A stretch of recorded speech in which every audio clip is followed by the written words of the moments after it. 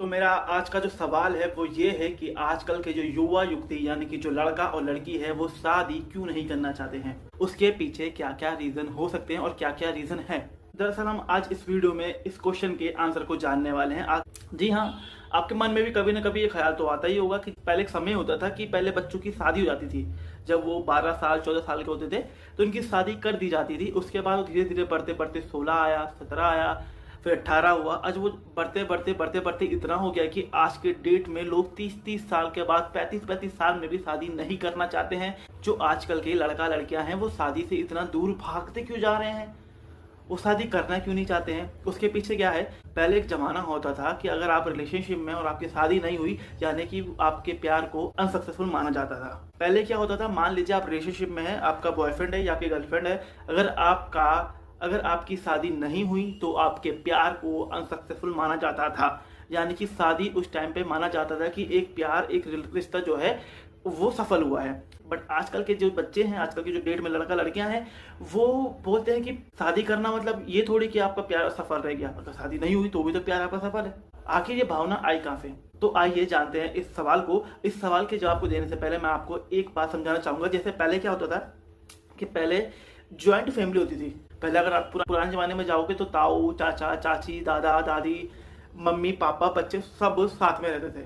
पूरी joint family हुआ करती थी। फिर ये हुआ कि कुछ जो शहर है वहाँ पे बड़े बड़े इंडस्ट्री बनने लगी, वहाँ पे इंडस्ट्रियलाइजेशन हो गया, जिस वजह से जो लोग हैं वो कमाने के लिए इधर उधर जाने लगे। इधर उधर जाने लगे यानी कि तब ज्वाइंट फैमिली से न्यूक्लियर फैमिली आ गई। आखिर न्यूक्लियर फैमिली क्या होती है? न्यूक्लियर फैमिली मतलब ये होता है कि जिस फैमिली में माँ, बाप और बच्चे, बस उसे कहते हैं न्यूक्लियर फैमिली। तो फिर बाद में जो न्यूक्लियर फैमिली बनने लगी, अब यहाँ पे क्या हो, यहाँ पे ये हो जब जरूरतें पड़ी इंसान को कमाने की, जब जरूरतें के हिसाब से इंसान चेंज हो गया। उस पहले जो समूह में रहता था अब वो अलग अलग रहने लगे।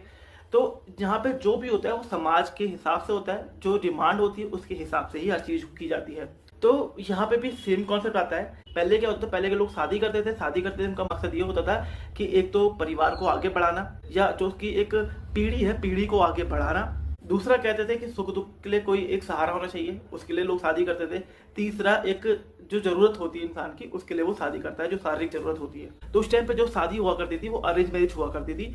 तो उस टाइम पे एक शादी का एक कॉन्सेप्ट था कि जो दोनों की, लड़का और लड़की दोनों के काम बटे हुए थे कि लड़का जो है बाहर से कमा के लाएगा, पैसा कैसे कमाना है वो जिम्मेदारी लड़के की है, और घर में घर के काम कैसे होंगे, घर को कैसे संभालना है वो जिम्मेदारी लड़की की है। अब जब इंडस्ट्रियलाइजेशन हुआ, धीरे धीरे चीजें बढ़ी, लड़का लड़की अब घर से बाहर निकलने लगे, उन्हें बाहर दुनिया देखी, लड़की भी कमाने लगी, लड़का भी कमाने लगा। तो एक जो स्टैंडर्ड था समाज का कि लड़की घर के काम करेगी, लड़के बाहर के काम करेंगे, वो जो स्टैंडर्ड था वो ही ब्रेक हो गया। सबसे बड़ा रीजन, ठीक है। अब जब लोग बाहर निकले तो उन्होंने देखा कि यार कितने टाइप के पार्टनर्स होते हैं। तो उनके दिमाग में पहली बार आया कि इसमें ऑप्शन की भी गुंजाइश है। अगर आपको इसके साथ नहीं रहना तो आप किसी और के साथ रह सकते हो, किसी और के साथ नहीं रहना तो किसी और के साथ रह सकते हो। तो ऑप्शन वाला भी ये आ गया। पहले जो शादी करके लोग साथ रहते थे, अब क्या हो गया, बिना शादी के ही साथ में रहने वाला कॉन्सेप्ट आ गया, जिसे कहते हैं लिव इन। जी हाँ, लोग लिव इन में रहने लगे। तो ये भी कॉन्सेप्ट आ गया कि हाँ कुछ टाइम साथ में रहा, अगर अच्छा नहीं लगा तो किसी और के साथ। फिर धीरे धीरे यहाँ से भी जो शादी का एक कॉन्सेप्ट था वो लोगों की जो महत्व थी वो कम हो गई, क्योंकि शारीरिक एक जो जरूरत थी वो तो यहाँ से खत्म हो जा रही थी। अब क्योंकि लड़का लड़की बाहर जाकर कमाने लगे, दोनों ही कमाने लगे, दोनों ही घर के काम करने लगे, तो वहां से जो काम करने का जो एक दूसरे की जो जिम्मेदारियां बटी थी वो भी खत्म हो गई। तो यानी जो मेन दो रूटें थी वो तो खत्म हो गई कि अब दोनों ही कमा रहे हैं, दोनों ही अपने में सक्षम है, अब दोनों ही अपने हिसाब से रह सकते हैं। अब कोई किसी पर डिपेंड नहीं। जबकि पहले क्या होता कि पहले महिलाएं लड़कों पर डिपेंड होती थी, अब डिपेंडेंसी खत्म हो गई, सब इंडिपेंडेंट हो गए। तो शादी की जरूरत ही नहीं लगी, जिसको जहां मर्जी वो करे, जिसको जैसा मर्जी जिसको रहना है वो खत्म हो गया। तो यहाँ से क्या हुआ कि जो एक भावनाएं थी लोगों के अंदर, जो शादी के जो रीजन थे वो रीजन धीरे धीरे खत्म होने लगे। और आज के डेट में ये हाल है कि अब लोग शादी करना ही नहीं चाहते हैं। मैक्सिमम अगर मैं आपको बताऊं तो अमेरिका में 40% लोग बिना शादी के रहते हैं। उसी के बाद भी और बड़े बड़े ऐसे शहर है जहाँ पे लोग शादी को जरूरी मानते ही नहीं है।